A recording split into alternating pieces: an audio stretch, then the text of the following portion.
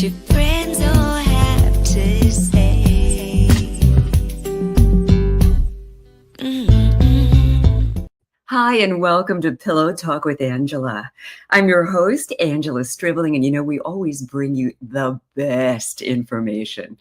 Today is no different. I should say tonight is no different. We've got my friend who hasn't been on the show in a while, but she is back and she promises not to stay away so long. We always love her because she brings us the best information about relationships, about just coping with everyday life.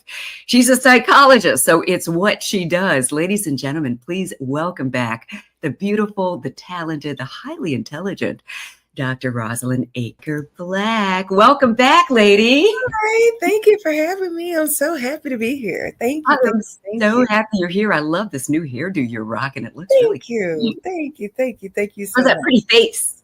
It's I'm trying to get used to it. So I got to get earrings to like bring it out. Oh, there you go. Yeah. It's a chance to show them off. Really big earrings. I'm like, okay, I got to get used to that. So there you go. Why not? Yeah. So, I invited you on tonight to talk about something that we all go through, and we don't necessarily know how to handle it in the moment when our emotions kind of take over. We're talking about emotional triggers and what that is and how to, I know sometimes if something upsets me, I'm even surprised sometimes about the knee-jerk reaction, depending on what the situation is. So can we talk about that? Like what are these emotional triggers? What's happening there? Absolutely. So I'm so glad we are having this conversation because most relationships fall apart because of triggers, right? They fall apart because of these emotional triggers. But here's why. It's because people don't know what their triggers are. Mm. Right? They don't have a clue, and so when something happens, they have this moment in an argument that they become diabolical, right? Yeah. And at that part, when you are so when the trigger has hit you and you don't know how to manage it, then you do so much harm to your relationship. Easily. Just people, that little adage that sticks and stones may break my bones, but words will never hurt. That's not true. It's not true. Words stick with you. What people say to you, what people say about you, it sticks with you. And you carry that into your life. And some of us, we ingest that into thinking that's who we are, right? Yeah. And what's so interesting is in the most loving situations, most loving relationships, you don't want to hurt your sweetheart, especially your spouse or, whoever you're in a relationship with. That's the person you love. You want to take care of each other emotionally. But sometimes, they might say something without knowing that this is one of your triggers. So is that something that we need to start thinking about in relationships? Like maybe divulge, okay, this is my trigger, or what if you don't even know what your triggers are? Absolutely. Because here's the truth. It's unfair to your relationship to be upset with someone who doesn't know that they're hurting you. They're not doing it intentionally because they don't know. With their words, they don't know. Now, actions are different, right? But words, they don't know that they're hurting you with their words in a heated argument. And so it's important. I always tell people, sit down and talk about the ugly stuff. Yeah. The ugly stuff in a relationship, right, will reveal the beauty of your relationship. They know the truth about you, and they know how to take care of you, and they know how to handle you. The beauty of your relationship can rise to the top, right? It becomes a standard. It becomes the standard for how they learn how to treat you. Now, you have pundits that will say, well, don't tell people how to treat you because they'll act right for 90 days and then they'll become their true selves. But if it's your spouse, someone you're already committed to, then be honest. Have these horrible, long conversations about this triggers me. Like my husband knows, do not ignore me ever. Ever. If you ignore me, that is problematic because what that makes me feel like is that I'm not important to you. Right. It makes me feel like you're inconsiderate. It makes me feel like you're not thinking about me at the same level that I'm thinking about you. And typically, if I'm calling you or texting you, it's only because I just want to make sure you're safe. Now, here's why this is a trigger for me. years ago, it's probably been about 18 years ago, maybe. Okay. My brother-in-law was coming home from work. He hydroplaned, and he worked in, I'm from a very small town in Georgia called Rome, Georgia, which is about 60 miles northwest of Atlanta, Georgia. Okay. And so he lived in Rome, but he worked in Atlanta. He hydroplaned. And my sister did not know where he was, Oh right? my, So she's freaking out. And they had a small baby at the time. So oh she's my goodness gracious. freaking out with the baby. If they had a toddler, it was horrific. Right. And my brother-in-law was laying up in hospital Oh my goodness. with the injuries of Christopher Reeves. He had severe What? injuries. Yeah. God is good because he's walking now. I mean, there's still a little struggle with it, but they thought he was never going to be able to walk again. Wow. But I just remember that stress of not knowing Yeah. where he was during that time that, the ambulance got to him and he was in the hospital and things of that nature. So it was like, I never want to be in a situation like that, right? Yeah. And so for me, it seems like a very simple thing to just respond. Let me know you're okay.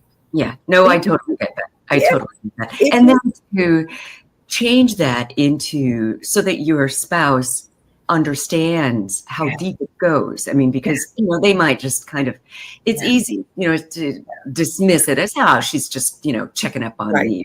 Right. Right. And then, but you need to be heard in those moments. It's like this. Absolutely. No, this is a big deal. It's This a is something I need you to take seriously. Yep. Because it helps with my anxiety.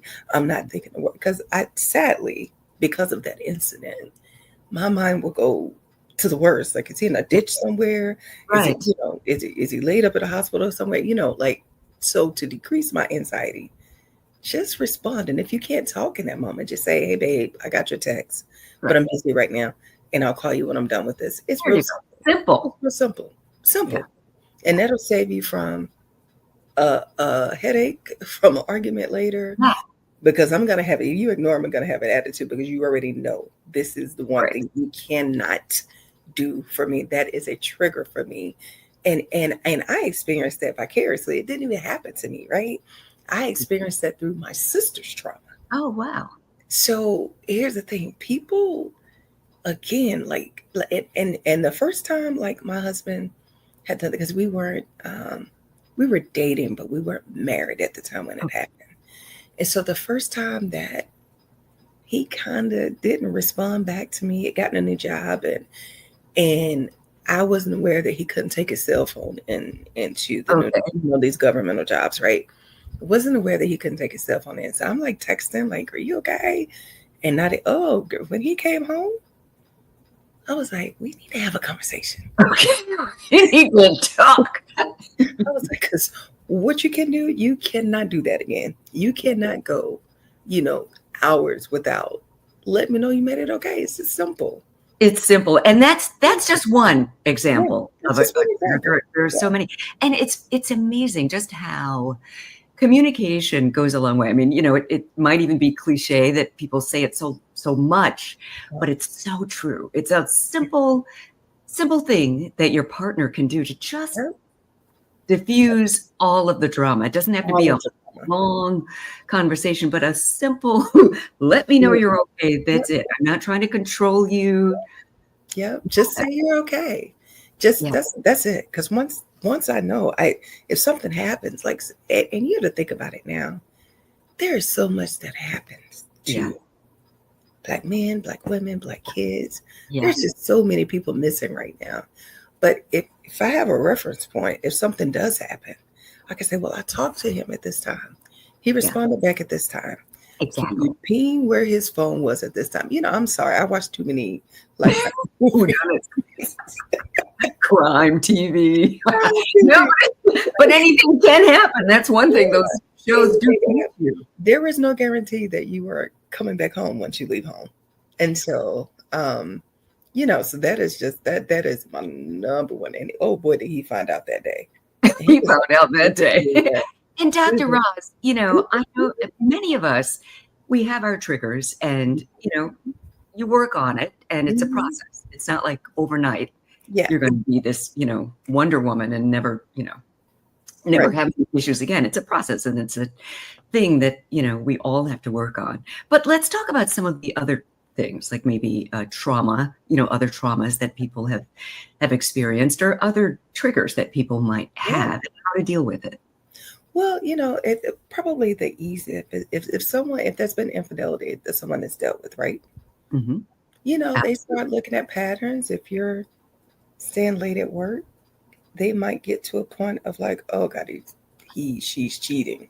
They're Right. working late, Right. because Go to. yeah, There's two. because it's past experience, right? Right. Our lived experiences are so important, Angela. And I don't think that we realize that we bring our lived experiences into every relationship that we have. Hmm. And what I mean by that is that you have to really sit down and have a real conversation with yourself Yeah. about what your triggers are. And because some people don't know until it happens, right? And then they're That's so surprised good. about Yeah. their reactions. They don't know. But here's a way for your audience, Angela, so that they can figure out, what the triggers may be. Think about what has hurt them in the past. Think about what they've gone through. Think about the actions that have taken place that have hurt them in the past. And then they can start from that point of figuring out what the triggers may be. Because once you know your triggers, then now you can communicate what your triggers are. That's good. And once your spouse, or your significant other, your paramour knows, and once you told them your triggers, they can no longer be ignorant to it, right? Right. So you are giving yourself a win-win in your relationship if you just be honest about it. And I know sometimes as women, especially if you've been single for a long time, you hear, don't tell guys what's wrong with you or whatever. If he wants to be with you, those triggers aren't going to matter to him. Right. He wants to know. Yeah, he wants to know because he wants to be in line for you, right? He wants to make sure that he's not triggering you. And here's a key thing. If you have a person in your life that does not want to trigger you, then that's probably a keeper. Yeah. That's probably a keeper. And here's the truth. They won't know what your triggers are if you don't share what your triggers are. So I love that so much. yeah. Open up that communication. People can't read your mind, and they don't know your history, especially if you're new in a relationship, or even if you've been in the relationship for a while and you guys don't really talk about these kinds of things. Yeah. And you don't know until it shows up, but it will show up. It will show up because we're human, right? Exactly. We're human. And so there is something that it will show up. It will show up. But you give yourself a chance if you take a minute, pause and breathe before you react, right? But sometimes we become so impulsive. I know. That we just react sometimes. Stimulus, pause, response. If people can remember that. Stimulus, response. That's the thing. And so, so let's say you're triggered. You're in the heat of this argument. He might not have seen this coming, but you're already at a level 7. And, this is maybe the first time you guys have done this. What are some of the steps you can take in that moment when you're up there? You're in the heat of it. How do you snap out of it and then just, maybe bring it down a little bit? Oh, great question. Great question. Because here's the thing. People are afraid when you argue that means something's wrong. Yeah. It's not. Arguing is healthy in a relationship. You need conflict in relationships, right? But it's how you do it that makes the difference. And so if you are in this heated, you're both like screaming at each other, whatever.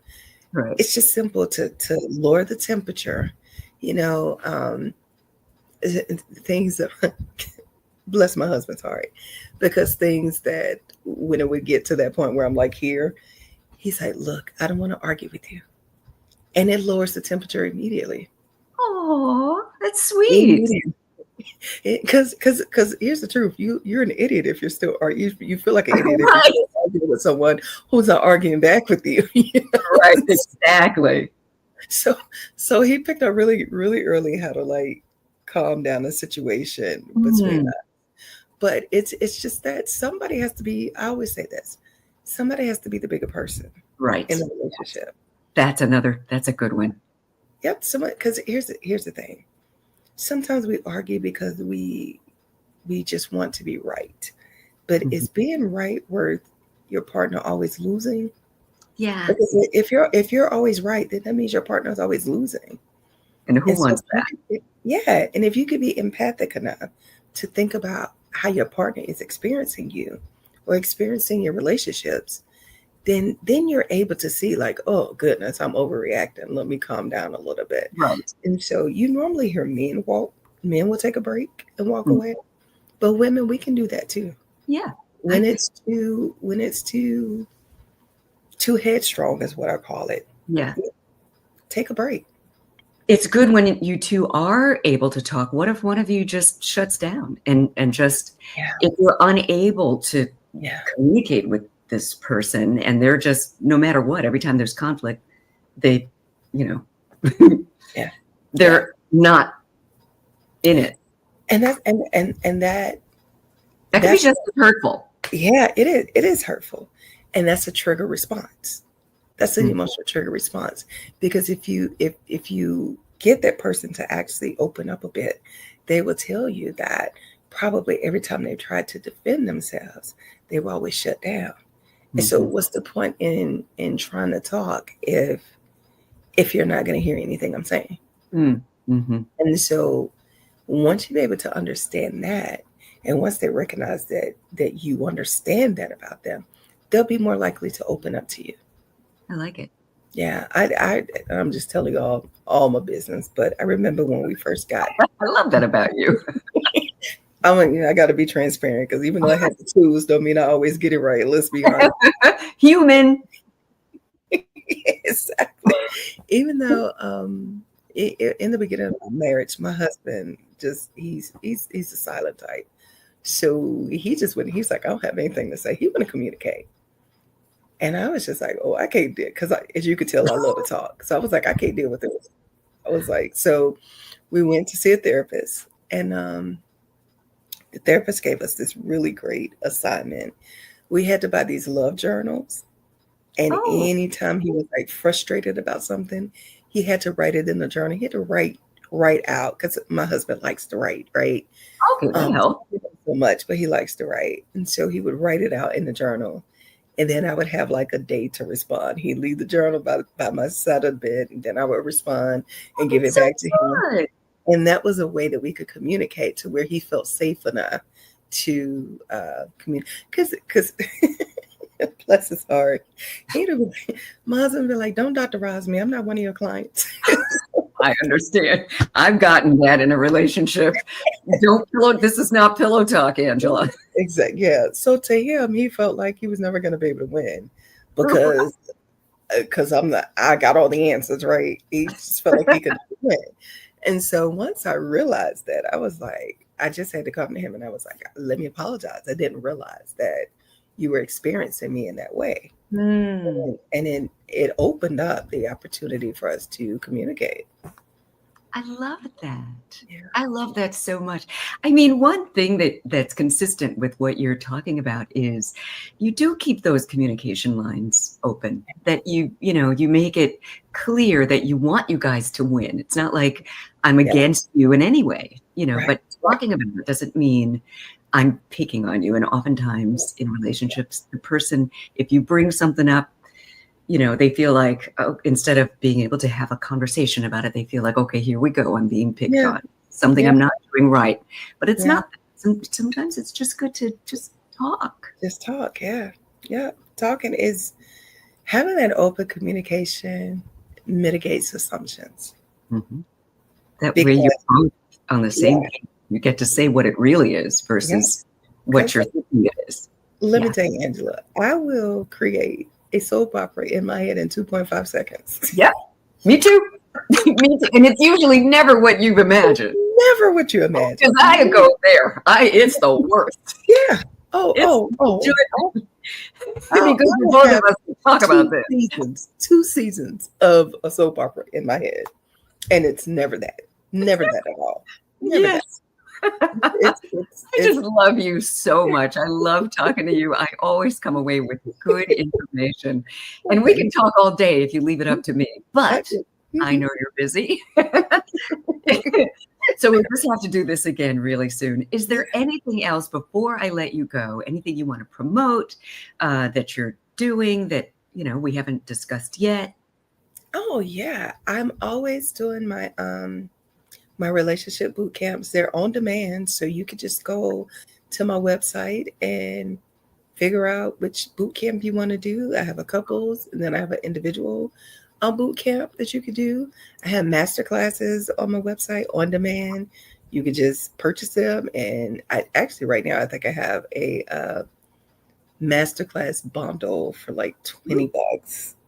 3 master classes, and once you purchase it, if they're on demand, you have them forever. It's yours to have. I love it. Yeah. So one is how to avoid recognizing red flags in a relationship. Oh, that's good. Yeah, that's one of the master classes. I think another one is recognizing your attachment style, so that you know who and what you should date, and what is your personality, your relationship personality. So all of that is on the website at iamdroz.org. So iamdroz.org. What? And they can see it right here. Perfect. Thank you so much. I love you so much. And thank you for just always bringing us the best information. Don't stay away so long. I won't. I promise I won't. Thank you so much. Okay. And thank you all for watching Pillow Talk with Angela. I love Dr. Roz. Thanks for being with us.